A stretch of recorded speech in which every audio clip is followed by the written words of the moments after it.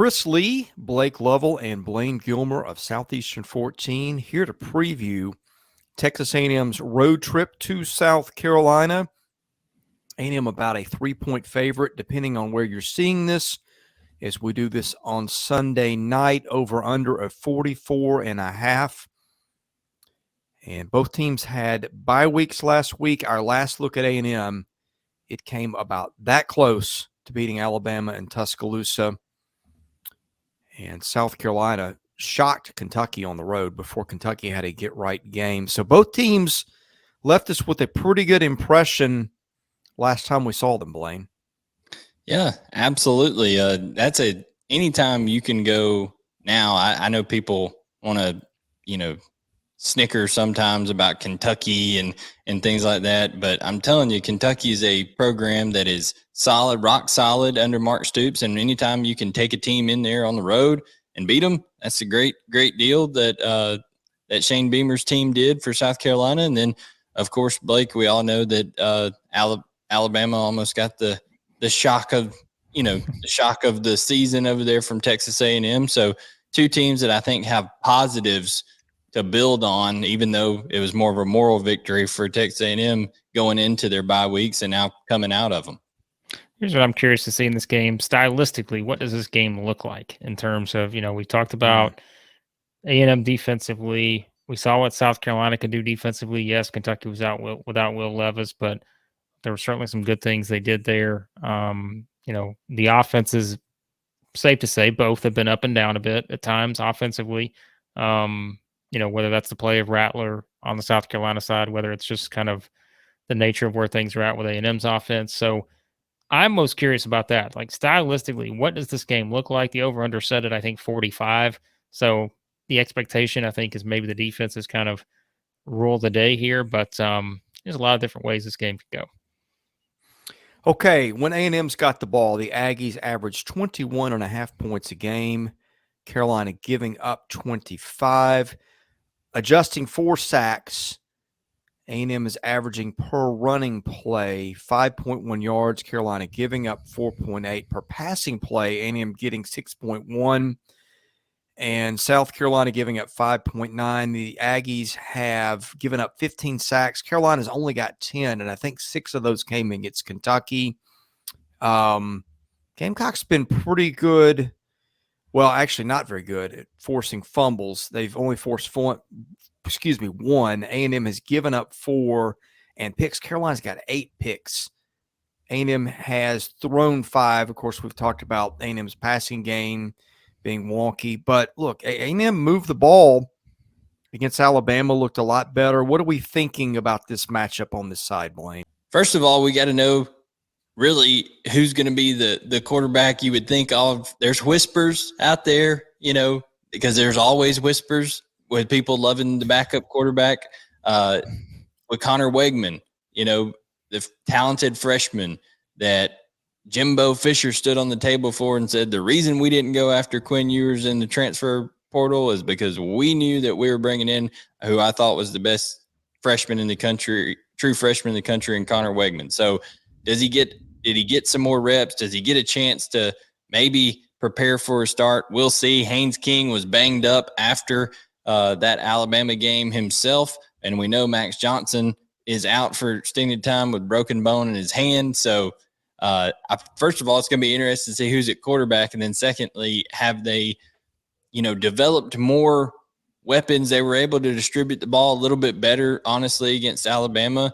To some different playmakers, got Evan Stewart more involved, and it wasn't just a chain show over there. So I just think you're going to see, are they able to connect on more of those shots, because it was not a efficient day, effective at times, Blake, for Haynes King, but not very efficient. And then South Carolina, playing really good defense and being excellent on special teams. That's the Beamer calling card. So can they, when they're rolling? So they could have an opportunity if Texas A&M plays a little bit more like those first couple of games of the year, Blake, than they did recently against Alabama.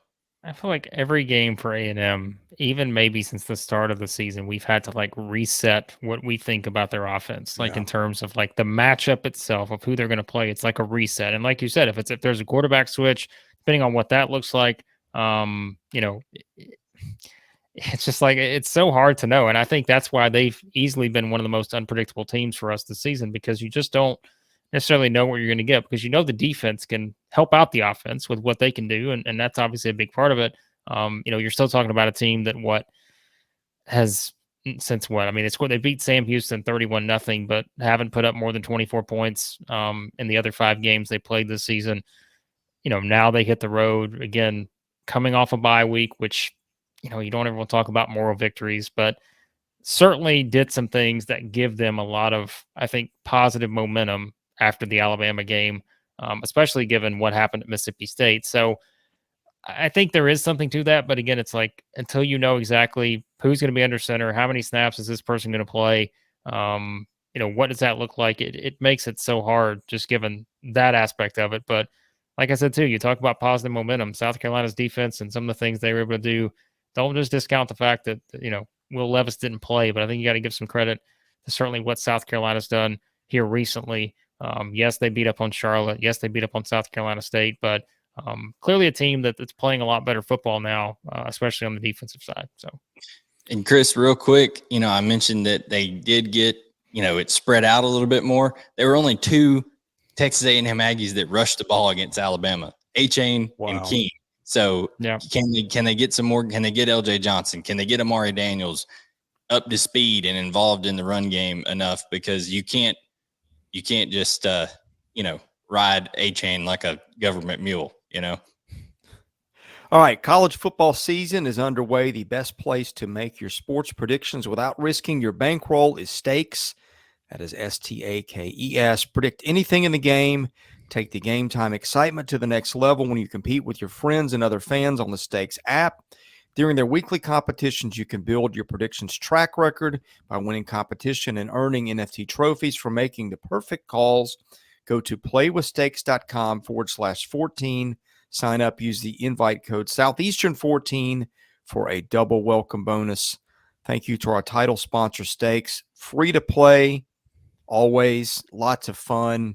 Beat us, brag about it, but whatever you do, go join Stakes and use that sign-up code, and you'll thank us for that later. Okay, when South Carolina has the ball, A&M giving up 18.3 points a game, Carolina averaging 33.7. Rushing plays, again, this adjusts for sacks. Let's see, A&M is giving up 5.1 per rush play. South Carolina getting 5.0. The Aggies only giving up 5.2 yards per pass play, one of the better secondaries in the country.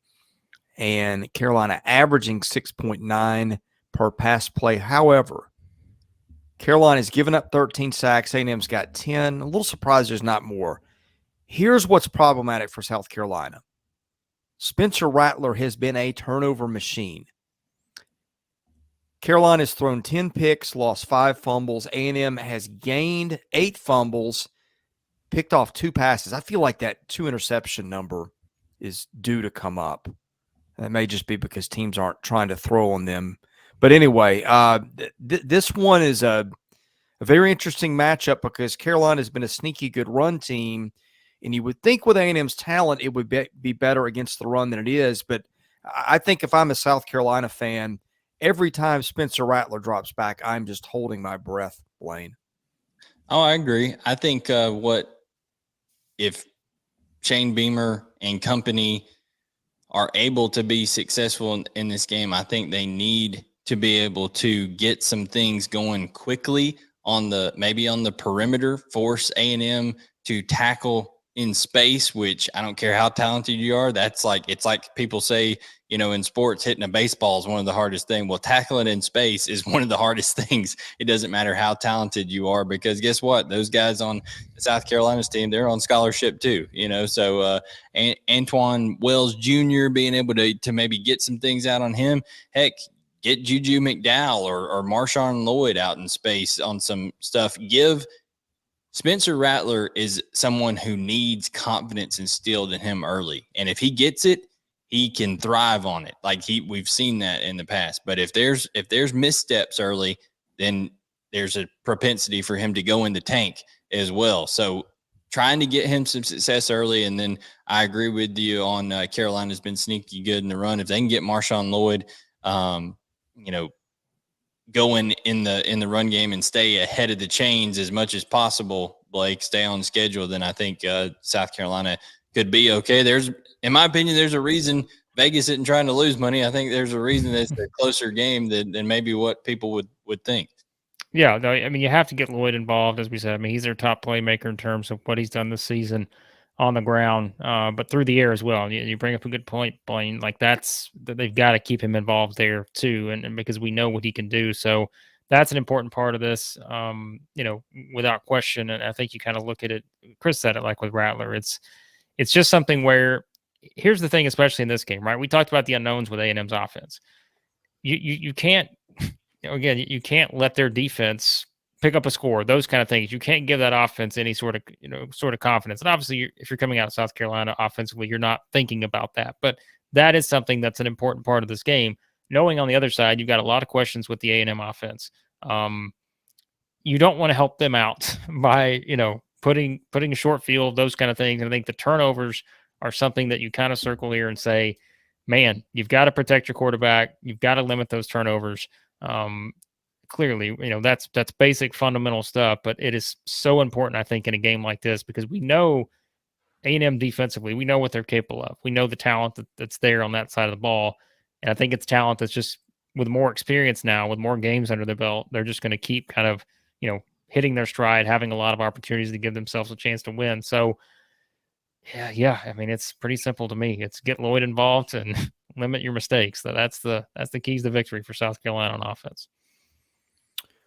Okay, guys, the line on this one is we're seeing it Sunday night. A&M a 3-point favorite last I checked. Over-under was 44.5. That implies a 24-21 final. We are not professional bettors, don't claim to be, don't want to be, but we watch a lot of SEC football. Guys, I'd throw up my hands at this one. I would stay away, but if I had to make a pick, and I'm scared to say this because Shane Beamer, my goodness, that guy gets his team up.